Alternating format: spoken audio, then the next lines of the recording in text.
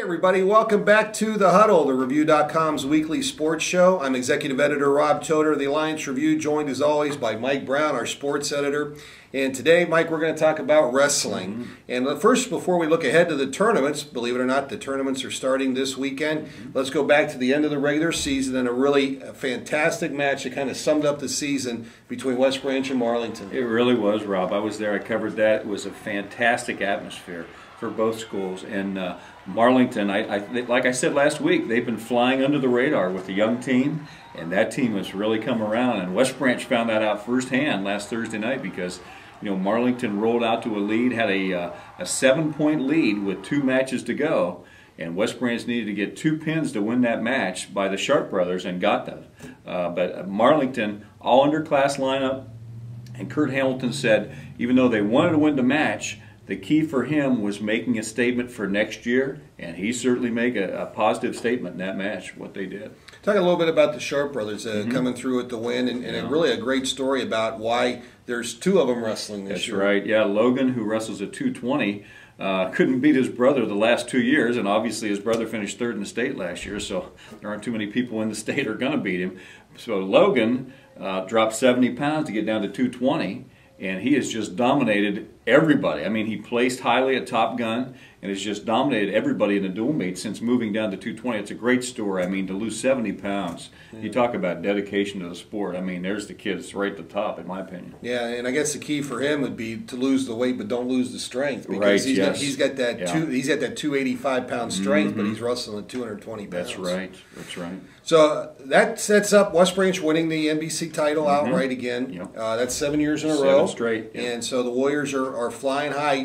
But this week now we start sectional tournament action. And of the 8 schools in the Review area that have wrestling, 6 of them are going to be at West Branch. And Mike, talk a little bit about that tournament and how you see things shaking out, some of the teams and we can look for. Right. A lot of the experts and guys who know wrestling better than I do, and I think I know it pretty well myself, but they tell me they think that sectional has gone from one of the weakest when they founded that years ago to being the best.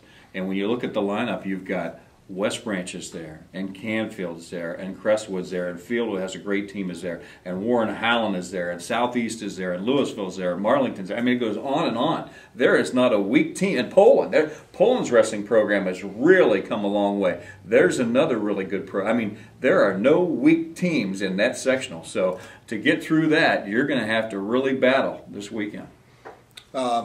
Where do you see the past, based on past results? I mean, how many kids can we realistically expect to get out of the district? What's it normally come out to? Well, I've talked to different coaches. You know, different schools have different objectives in that. Like, I would think of West Branch, I would think they would be happy if they want to get double figures through there. I mean, they've got 14 weight classes, and I think they realistically expect to get in double figures somewhere. Where some of the other teams, like Alliance, has good individuals. So I think the number would be reduced, but there's good quality in those numbers that they do have. And the same thing with Southeast. They've got a couple really great wrestlers, including one, Mr. James, who I think has a chance to challenge for a state title.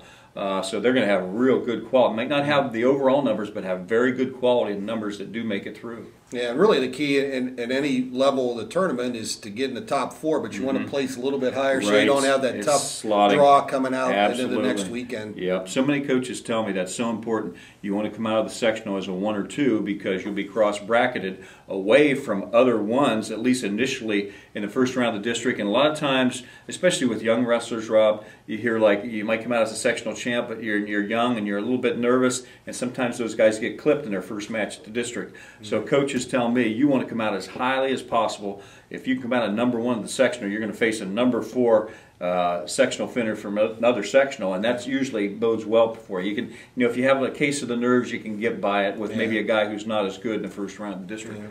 Well, Waterloo's also going to be competing in the sectional over in Division 3 at Rootstown. Minerva goes to the East District sectional in Division 2 as well. So make sure you check out the Review all week for previews of the sectional tournament. Make sure you check out thereview.com for up-to-date results. And, of course, Monday's Alliance Review next week for all the results of the sectional. Find out where your favorite wrestler is going on to the district tournament. So we'll be back next week to talk about the district tournament and take a look back at the sectional. Until then, if you see us at the match, stop by and say hello.